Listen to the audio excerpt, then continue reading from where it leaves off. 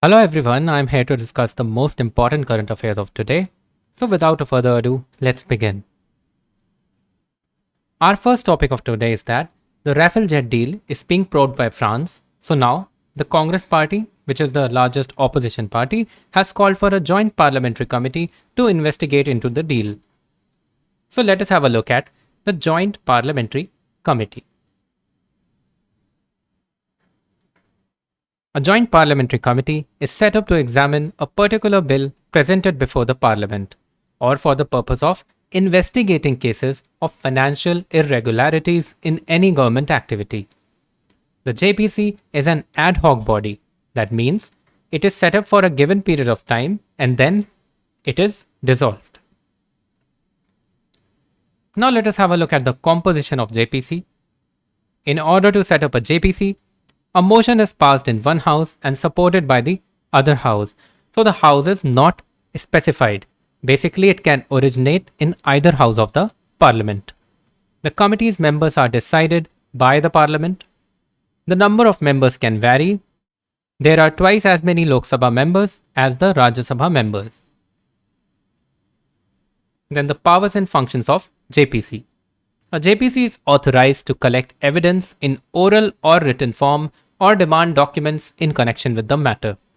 The proceedings and findings of the committee are confidential except in matters of public interest.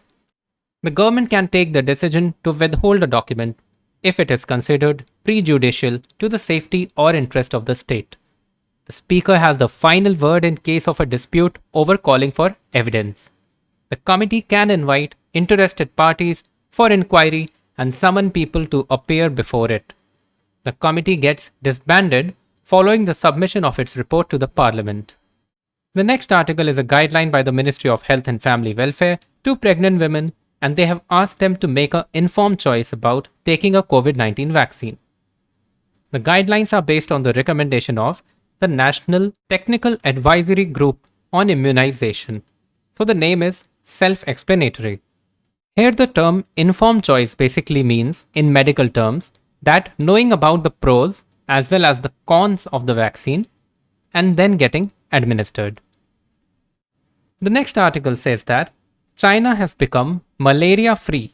So let us have a look at the other countries around India which have become malaria free. Australia became malaria free in 1981, Singapore in 1982, and Brunei in 1987.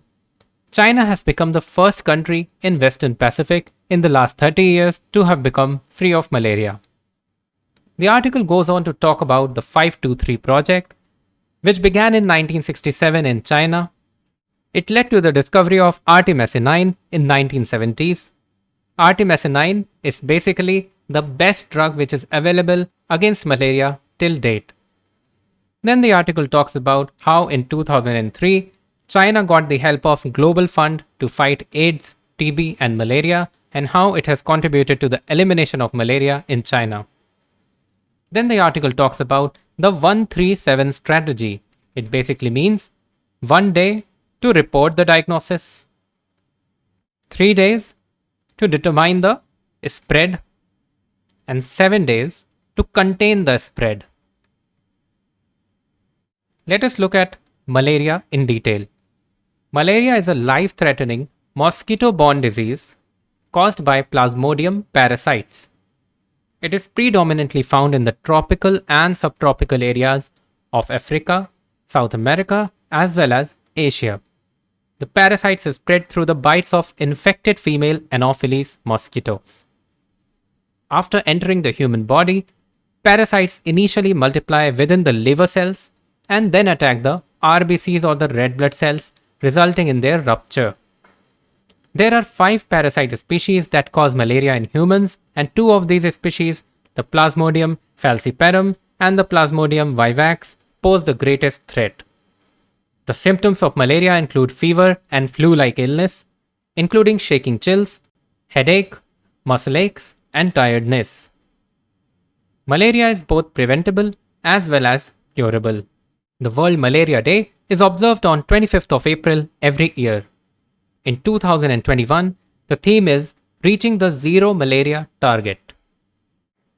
Now let's talk about the E2025 initiative related to malaria. The WHO has also identified 25 countries with the potential to eradicate malaria by 2025 under the E2025 initiative. In 2017, WHO launched the E2020 initiative to support a group of countries to achieve zero indigenous cases of malaria by 2020. 21 countries across 5 regions were identified as having the potential to reach the milestone of eliminating malaria. The report zeroing in on malaria elimination brings out the progress made through the E2020 initiative of WHO. Then the WHO releases the World Malaria Report 2020. India was termed to be the only highly endemic country which has reported a decline of 17.6% in 2019 as compared to the 2018 malaria cases. Let us have a look at the steps taken by India to counter malaria. So, in 2017, India launched its 5-year National Strategic Plan for Malaria Elimination that shifted focus from malaria control to elimination and provided a roadmap to end malaria in 571 districts out of India's 678 districts by 2022. The Indian Council of Medical Research (ICMR) has recently established the Malaria Elimination Research Alliance India, which is a conglomeration of partners working on malaria control. In 2016, India introduced its first national framework for malaria elimination. The framework will be extended from 2016 to 2030.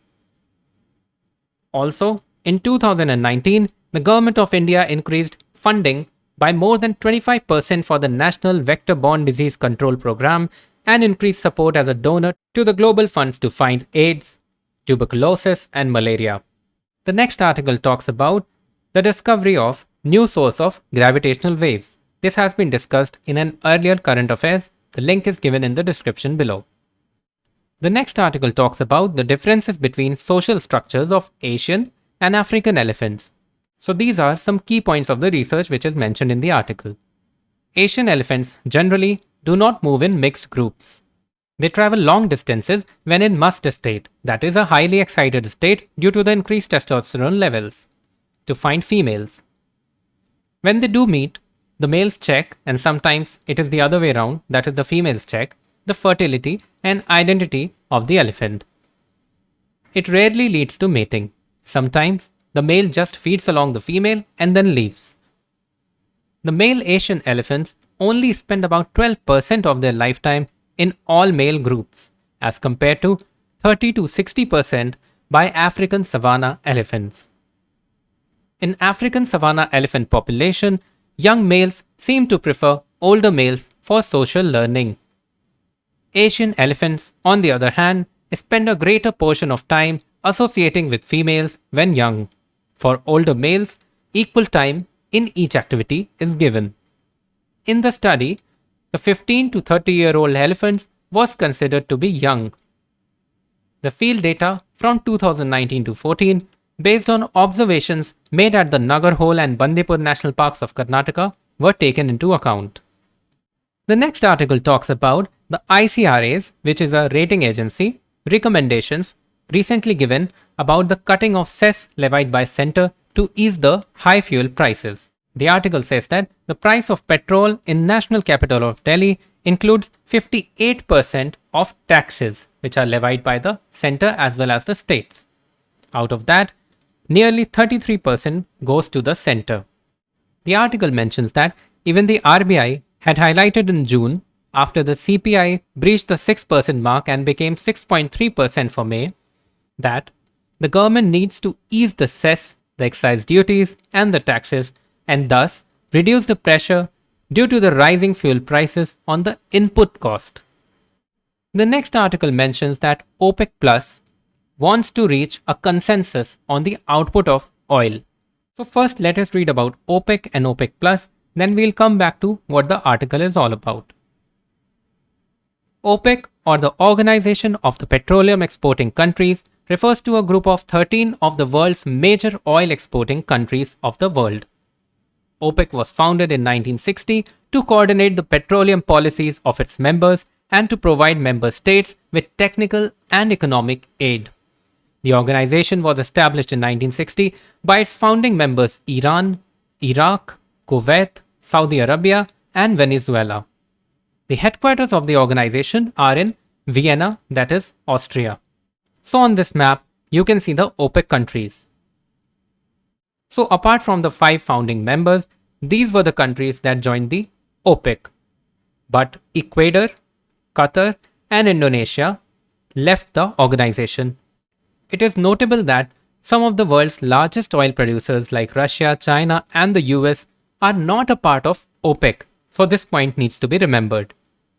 According to the OPEC website, the group's mission is to coordinate and unify the petroleum policies of its member countries and ensure the stabilization of oil markets in order to secure an efficient, economic, and regular supply of petroleum to the consumers, a steady income to the producers, and a fair return on capital for those investing in the petroleum industry.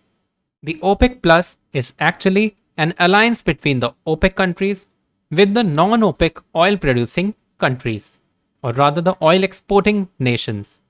Apart from the OPEC countries, the OPEC Plus includes Azerbaijan, Bahrain, Brunei, Kazakhstan, Malaysia, Mexico, Oman, Russia, South Sudan, and Sudan. You can see that the United States and China are still missing. So let's talk about the issue that is being discussed in the article. So Saudi Arabia and Russia, two of the largest oil exporters in the world, who both have the ability to increase the production, are big proponents or supporters of increasing the supply, as that would increase their revenues. However, other nations of the OPEC Plus who cannot ramp up their production either because they are operating at full capacity or are otherwise not allowed to, are opposing this decision. So that's all for today from my side. Do write in the comment sections if you have any query regarding a particular topic. Thank you so much.